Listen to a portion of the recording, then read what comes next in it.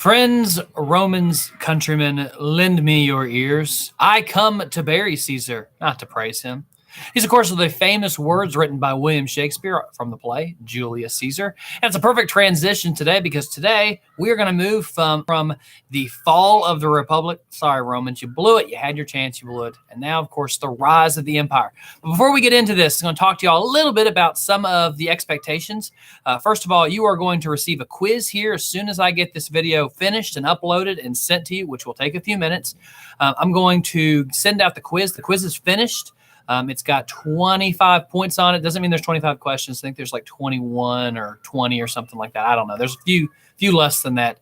But just be sure to read through it. You'll get one chance to finish that. Make sure you include your email. I do not think it'll let you submit it without submitting your email. So make sure that that is on there and that is correct.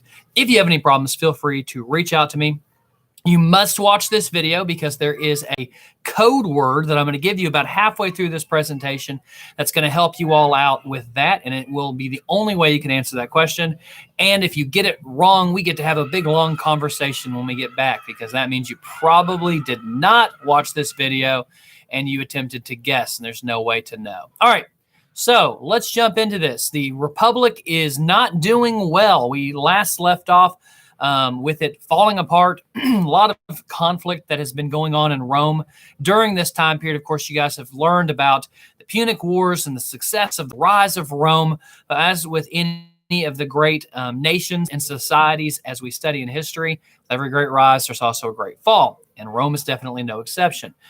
So Rome here, we're going to pick up with the rise of one of the most central and key figures that we're going to study in class.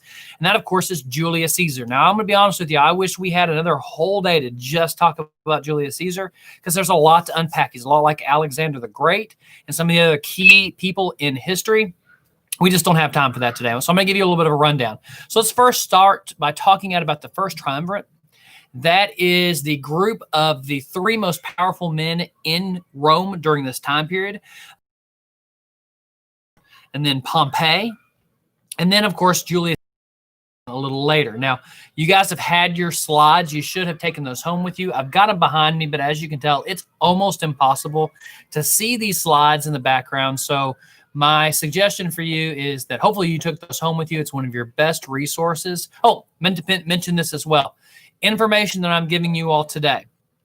Some of this is going to come from the middle school book. Some of it's going to come from the history book or the high school history book. Some of it is going to be coming from just knowledge that I have of Roman history that I want you to know that I think is important. So all three of those areas might be covered on your quiz. So if you're relying fully on your textbooks to answer your quiz questions, that's not going to be possible. You need to be able to listen to this video and also hopefully use these notes that we've got in the background. I'm going to try to break these down for you best that we can. All right, so the first triumvirate starts up. I'm going to skip some of this, and I'd like to talk about it with you all a little bit later on. Hopefully you've studied this in your middle school history classes before, but the main rivalry that's going to come out of this triumvirate as they first start together as allies for each other, it's going to be Pompey and Julius Caesar that are going to like emerge as the central characters. And both of them are basically fighting for authority in Rome.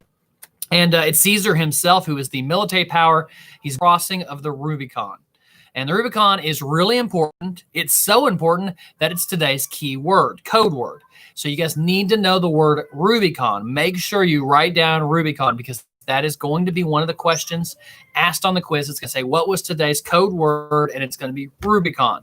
And you need to make sure that you know the answer to that question so that way you can move forward. So I'm actually not giving it to you at the end. I'm giving you it more towards the beginning.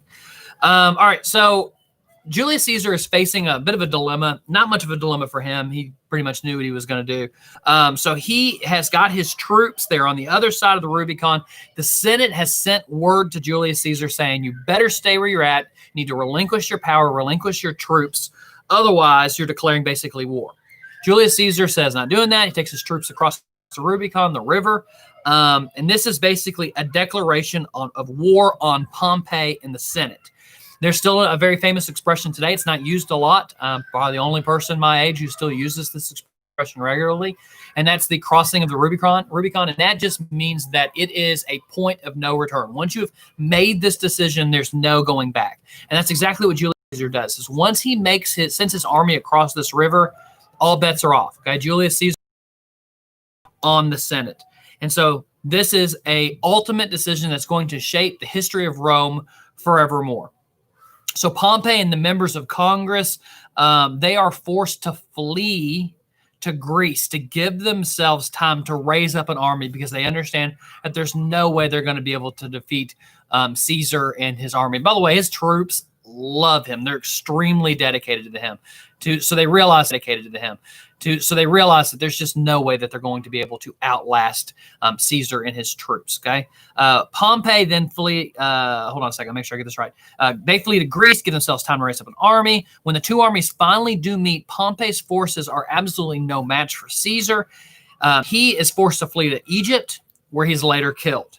With power finally in his hands, Caesar is able to do what he's been wanting to do all along, and that is to proclaim himself dictator. Now, you should understand, with this full power, it's not the same as being an emperor. Okay? Julius Caesar was never actually emperor. He declares himself dictator, and this basically destroys the power of the Senate. The Senate is really unhappy about this, and we're going to see why that's important a little later on. Now, Julius Caesar is able to accomplish a lot of things in his time period. The main one, obviously, is that he's able to gain full power. This is, of course, the end of the Republic as we know it. He creates the Julian calendar. In fact, one of the years named after him, y'all probably guess, Julian, of course, is October. I'm kidding. It's July.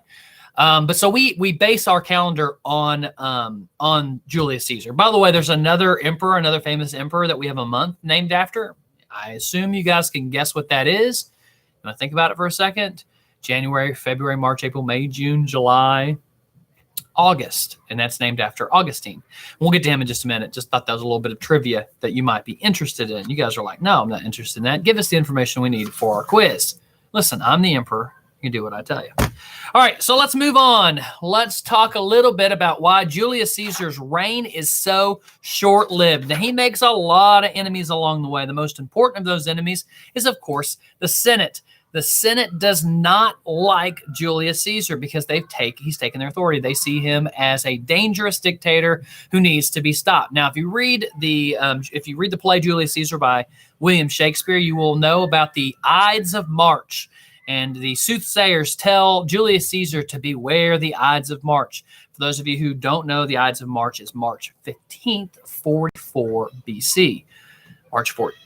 March 15th, 44 BC. I almost caught myself there saying it incorrectly. I don't even have that one written down in front of me. I've said it so many times. I actually remembered it this time in class. I need credit for that.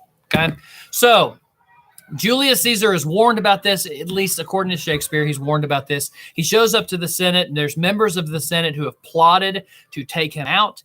He is killed in the Senate by members of the Senate. They think that they are going to be cheered on as heroes, rescuers of the Republic.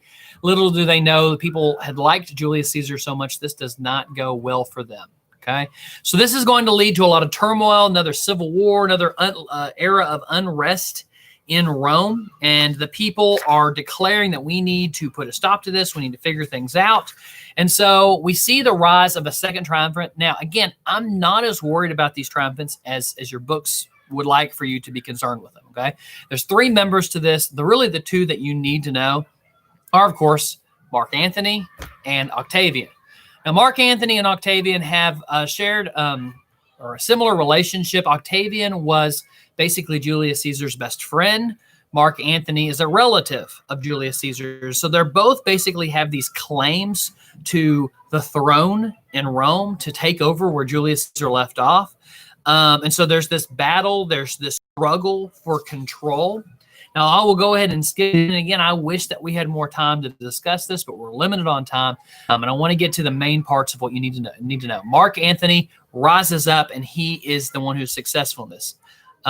So he is the one who, did I say Mark Antony? I apologize. Octavian. Here I am losing my own train of thought. Mark Antony actually sided with Cleopatra, made an alliance with Egypt. But that's not going to work out very well for him. Octavian is going to become the successor in all of this. He is going to win out. Okay. Again, I know I apologize because it's hard to read this stuff behind me. One really key term that you definitely are going to need to know is Pax Romana. Pax Romana means peace in Rome. And this was the whole idea, is that people thought, okay, if we can just get some stability, If we can get the right person in charge, then maybe we can have peace in Rome. Okay, and so we get to this time of Pax Romana and the emperors. And so as you guys are going to see as we discuss this, when we finally get back to class, and we will be back someday, we'll be able to discuss, were they ever actually able to achieve Pax Romana? Somewhat, a little bit, not really. Depends on who you ask. If you ask the Christians that are going to rise up during the time of Nero, they're going to say, not really. In fact, many of the ordinary citizens are not going to agree with this as well. So it's a mixed bag of whether or not this was successful or not. But that was kind of the overall attitude in Rome. Is that, okay, well, we need stability. We need somebody to lead. And so that's why they go down this path of moving away from a republic and moving into the empire of Rome, being led by emperors. Okay. So lots of emperors that you need to know about. We'll go through these really quickly. Of course, the first is Augustus. He's one of the most important that we have. He's got lots of names, and I wanted to read some of those to you. Of course, there's Augustus, there's Octavian, there's Caesar. There's a few more that you will need to know because it's on the quiz, and I'm embarrassed because I thought I had it in front of me, but it has disappeared. By the way, as we're moving through these, as I'm looking for this, keep in mind that you see all of these statues. I'll show you a couple others. You see these statues as we get a little closer back. Here we go. Here's a good example. So this is Vespasian, and it's hard to see, but you only get to see basically from the shoulders up on these statues. The Romans were big about showing, when they would make their statues, they weren't really looking for realism. They tried to just focus on beauty. And so you can see Vespasian is very handsome. Even he's got kind of a bald head, but he's very handsome. All of the Roman statues were like this. If you go back and look at the Greek statues, they went more for realism, that sort of a thing. So and I had it in front of me, and I lost it again. Sorry about that. So Augustus is another word for him is imperator, which is just the title for emperor. Of course, I mentioned Caesar a minute ago as a title that he went by. Octavian, Augustus. Really thought there was one more, but I guess. Oh, Precept. Thank you. Favorite was Precept, which just means first citizen. I knew there was one more. First citizen, Precept. Don't criticize. You all didn't know it either. Don't act like you did. All right, so that's Augustus. He was the first real emperor. Again, Julius Caesar was not really an emperor by title. He was a dictator, but he wasn't the emperor. Augustus basically rose Rome, brought them kind of back, gave them some prosperity and growth, which is kind of a double-edged sword because people started to fall in love with these emperors because they saw immediate gratification and growth and success and stability. And so that's going to be very short-lived. Very few of these emperors are able to actually maintain that. Most of them are, of course, are very greedy. They're bent on their own power and authority. Now, I will mention that Augustus is important because his rise in history, at his point, he is the most powerful man in the history of the world at this point. What he doesn't know is that while he's ruling in Rome, there is another man that has been born in the city of Bethlehem who is going to become the most significant and powerful and influential person in the world. And that, of course, is our Savior and Lord, Jesus Christ. So keeping that in mind, Rome is run by the man who considers himself the most important person in the history of time. And yet he's not even aware of this, but in his own kingdom, in a unrecognizable little spit of land called Bethlehem, all the way out in insignificant Jew-run Israel, is this little baby boy that nobody would have ever even thought to pay attention to. Now, again, in our Bibles, it tells us that it was during the time of Augustus's census that we're actually able to study about the birth of Jesus Christ. If you guys read your Bibles, that comes from the Gospel of Luke. Luke was a historian like all of you all, and so that's why he included that detail, and we're very grateful for it because it tells us exactly around the time period that Jesus would have actually been born. All right. Interesting facts. I know you guys are all fascinated by that. Let's continue on. There is, of course, Tiberius. Tiberius was called the depraved and the brutal. I've got some notes on him. He was Octavian's adopted son and successor. He was depraved and brutal. However, he was efficient administrator. So it's like, hey, you're a terrible human being, but you run things well. So we appreciate that. He got the job done, basically. And the reason he was able to get the job done is because he would get the job done by forcing the job to get done. Tiberius built a great palace on the island of Capri and went lived the last 10 years of his reign there at Capri. So I assume he would walk around those last 10 years wearing Capri shorts as well. There was a great rejoicing when he died. People were really excited when he died. They considered him not to be anywhere near the greatness of Augustus. All right, there's Caligula. Caligula, and that's him right there pointing. I look a little bit like Caligula. Now look at it. Caligula over there. Let's see here. Caligula, as a young boy, Gaius Caesar was nicknamed Boots or Caligula. That's what Caligula means, is boots. That's his nickname. Can't remember how I wrote that. I don't think I wrote that on the slides. Because of his army boots that he wore. During the first year of his reign, he spent all of the wealth accumulated by his uncle Tiberius. He was well liked as a ruler until the year 38, when he suffered from an illness that left him insane. Some people liked him until he went crazy. To satisfy his lust for wealth, he forced the rich to gamble with him. So basically, he'd say, "Hey, you rich people, come over here. Let's gamble together." And then during these gambles, he'd basically cheat and steal from them. So and if you didn't lose, if you didn't purposely lose to Caligula in these poker games that they would play with each other, then you'd lose your life. So you were forced to lose. Yeah, I'm folding on this one. So after relieving his victims of all their money, he would often force his friends to pay a ransom for their safe return. So pretty morbid dude. And he took a lot of morbid pleasure from this. In the suffering of others, he occasionally had people slowly tortured to death at banquets. And towards the end of his reign, the demented Caligula tried to get his horse elected consul.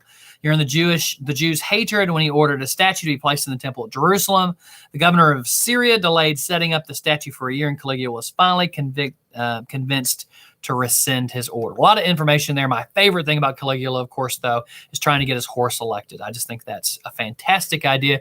And to be fair, that's better than most of the politicians that we have an opportunity to vote for on a given day.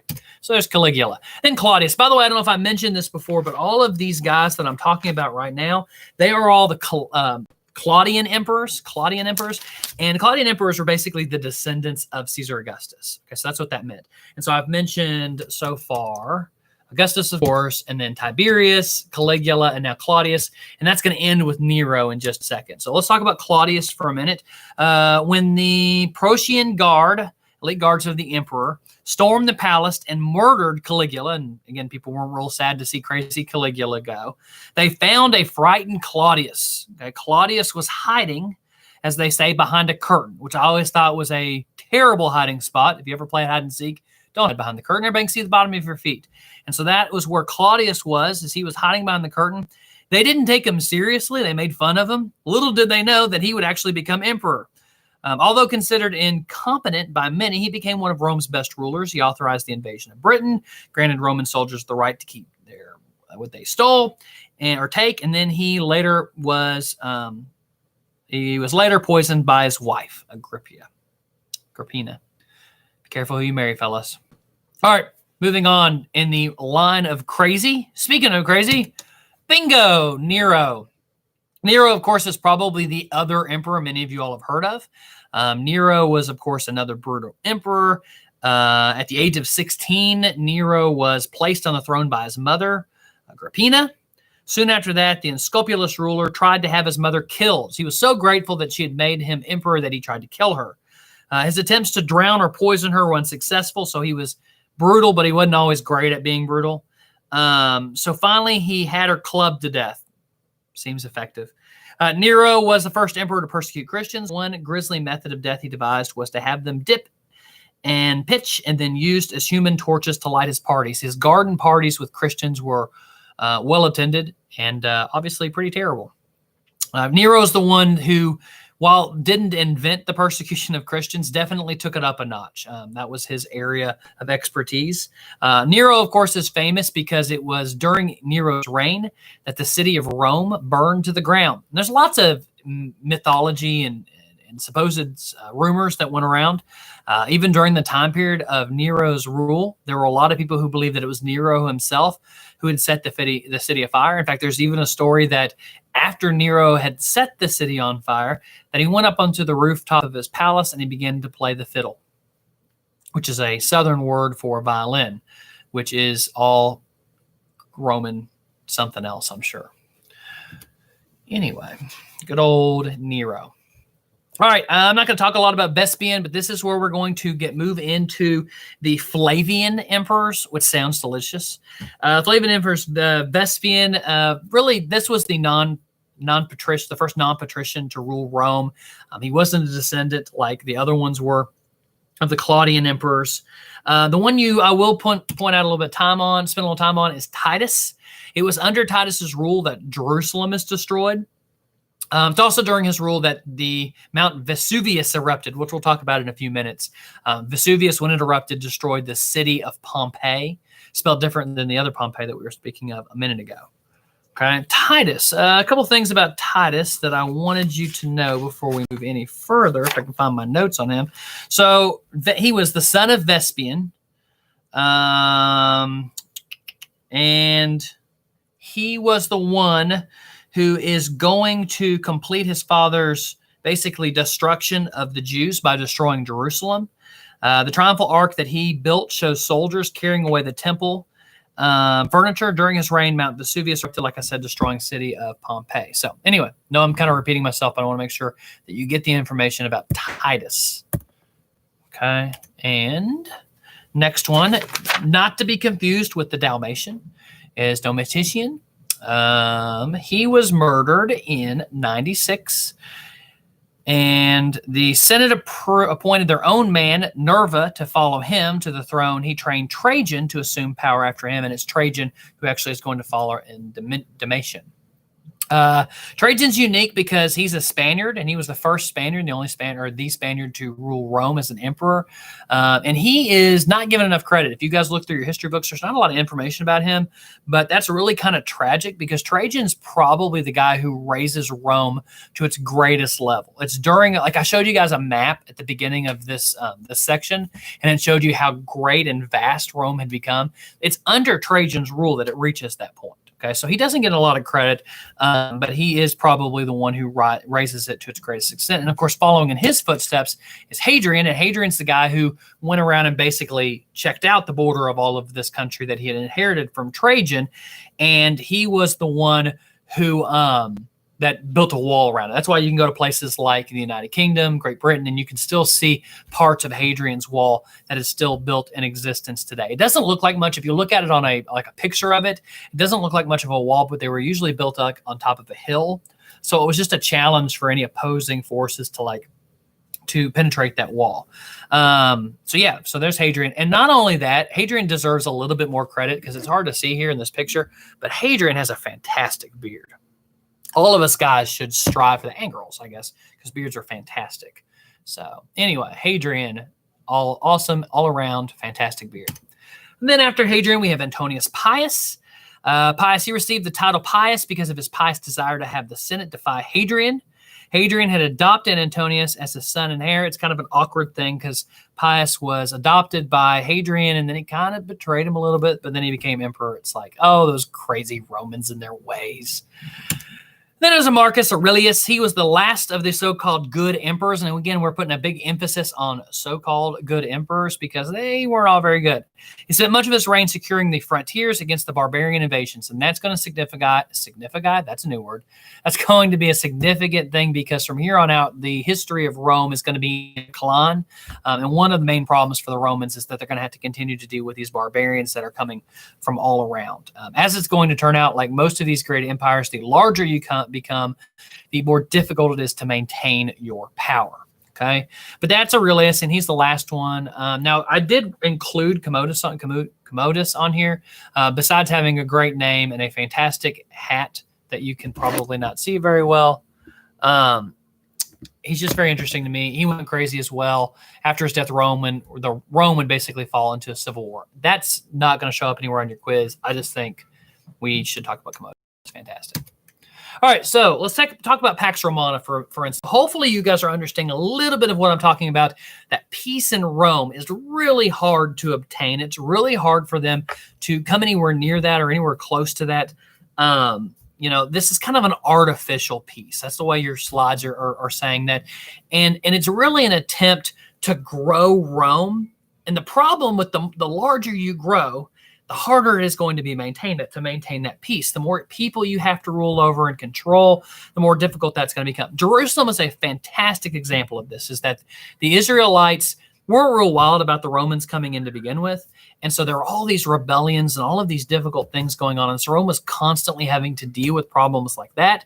And so eventually that's going to lead to, okay, well, look, we tried it with you guys. We're done. We're burning the city to the ground. Okay. And that's happening all over. Okay. And then you've got the added problem of the barbarians coming in. You've got the instability of the emperors. Every time an emperor would die, there's this struggle for power. Sometimes the emperors were killed. And so you just had all of these issues. So I should say that Pax Romana means peace for Rome, but it's debatable whether or not they ever actually achieved peace in Rome. There were highs and there were lows, but definitely never like fully reached peace in Rome. Okay. The idea is more about what that was about. Okay, we're going to skip that one. Let's talk a little bit about Roman culture and achievement. So Rome expanded basically at the beginning. You may remember this. Rome is a small like city.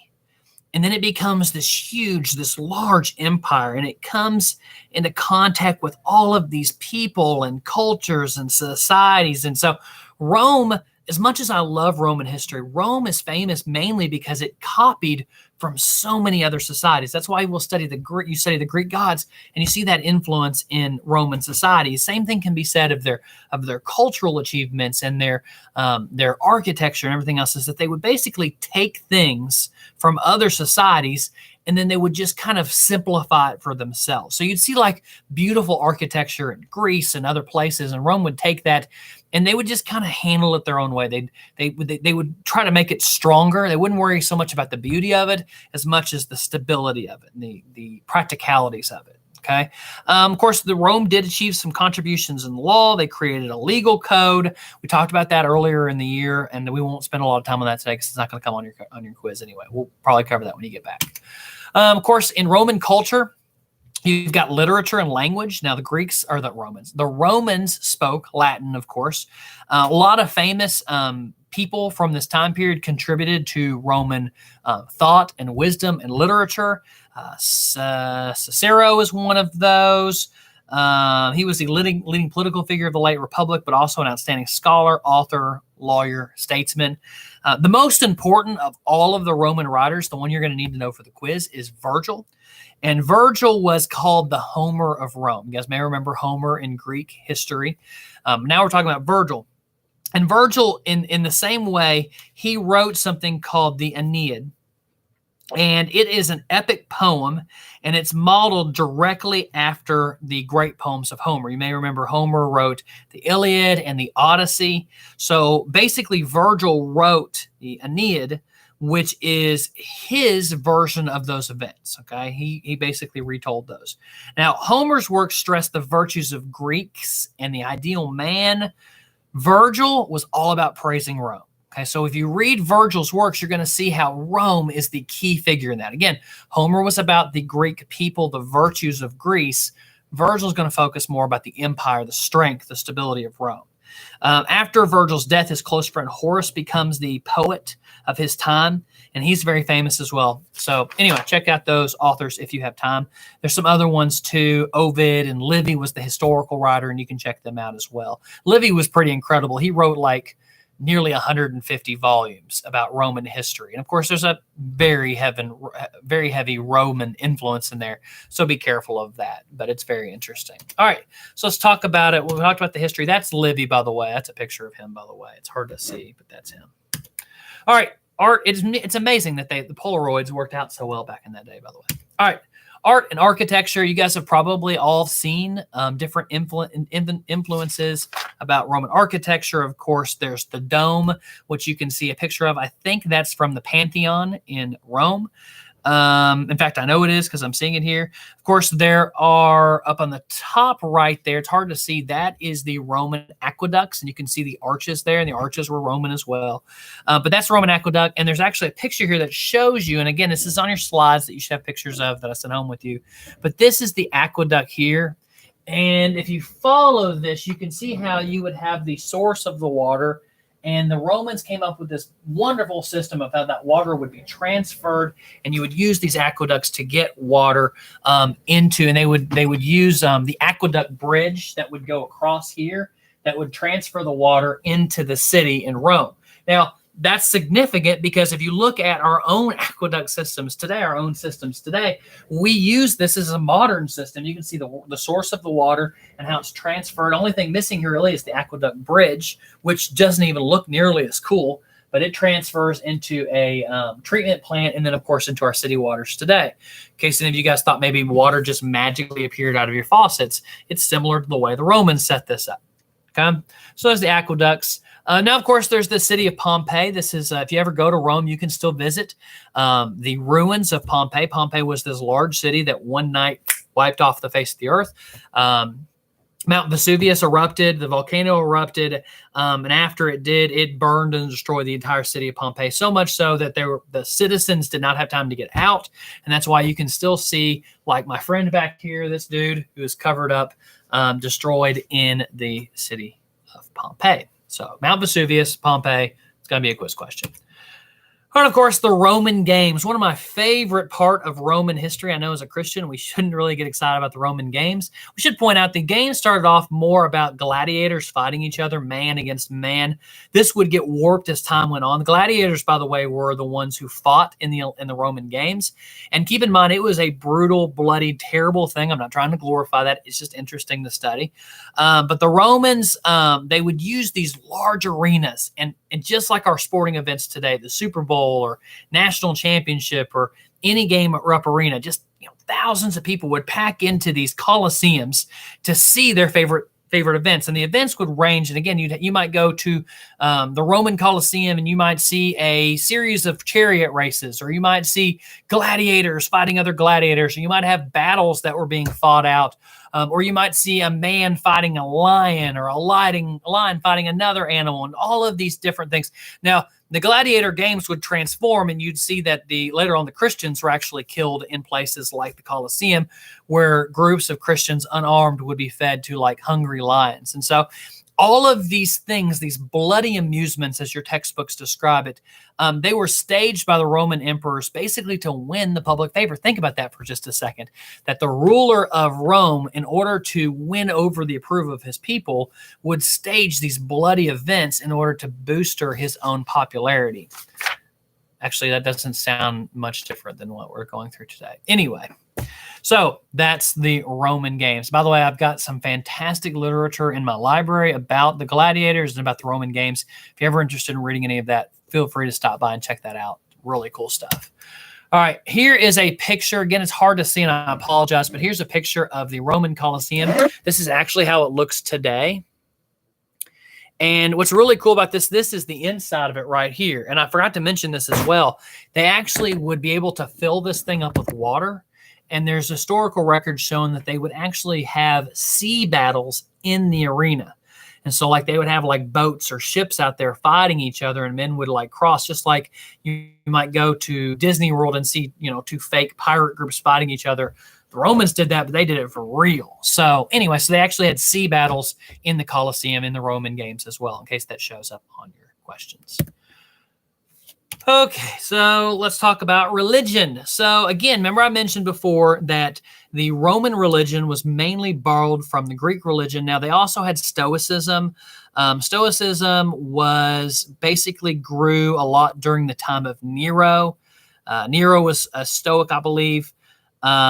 He was tutored by the Stoic belief. And Stoicism basically taught that the highest good is a pursuit of the virtues of courage, dignity, duty, simplicity of life, and the service to fellow men. Now, it's obviously more of a philosophy than a religion, but just as a philosophy, obviously it wasn't taken too seriously by people like Nero, because nothing about him was really very virtuous. Now, the Greek religion, again, the Romans loved to borrow from other cultures, and that's definitely the same for their religion as well. So basically, if you look at the Greek gods and the Roman gods are incredibly similar. That's because the Romans borrowed from the Greek mythology. So for instance, king of the gods Zeus, That would have been Jupiter. Hera, the queen of the gods, that's Juno in the Roman culture.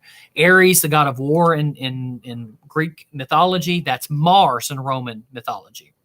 Apollo was the god of the sun. Make it really easy for you. In Rome, it was also Apollo. Goddess of love for the Romans was Venus. Goddess of wisdom was Minerva. Messenger of the gods was Mercury. God of the sea was Neptune. Agriculture's god was Saturn.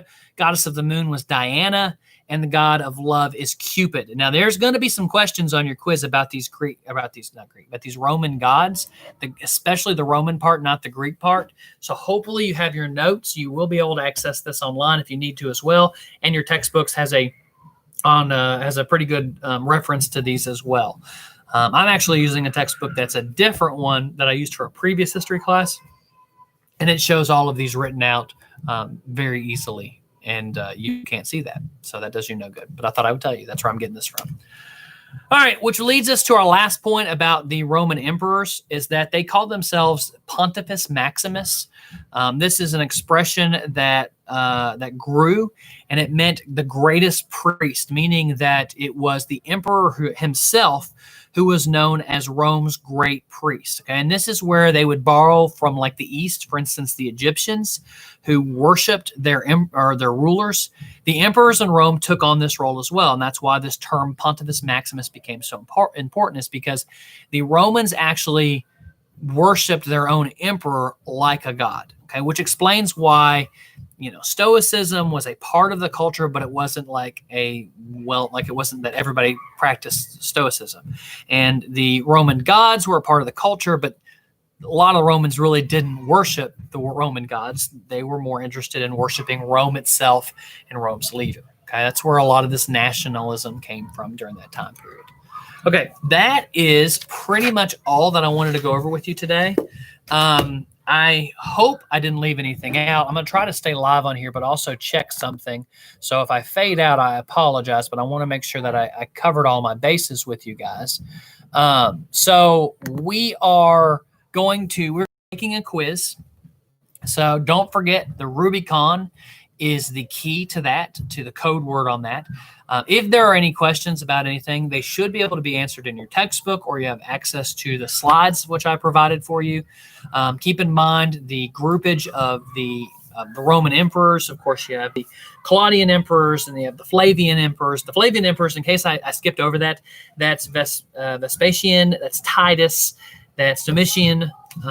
That's that groupage as well. And then there was a time after that of the good emperors. That's Trajan, that's Marcus Aurelius, that's Commodius.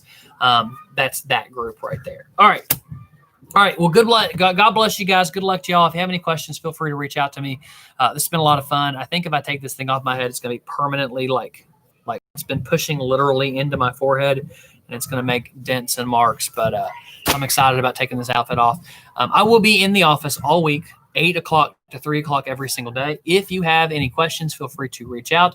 You can do that by an email, or you can send me a text message or a phone call.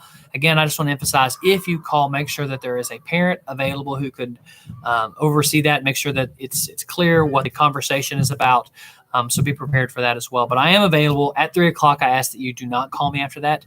This quiz that goes along with this video, it's going to be due by 3 o'clock on Friday. So starting from today, then you've got 4 full days plus a little bit more. So don't waste your time, but you should be able to complete this. All right. God bless you guys. Have a great afternoon. If I think of anything else, I will include it in the email. All right. Thanks. Bye.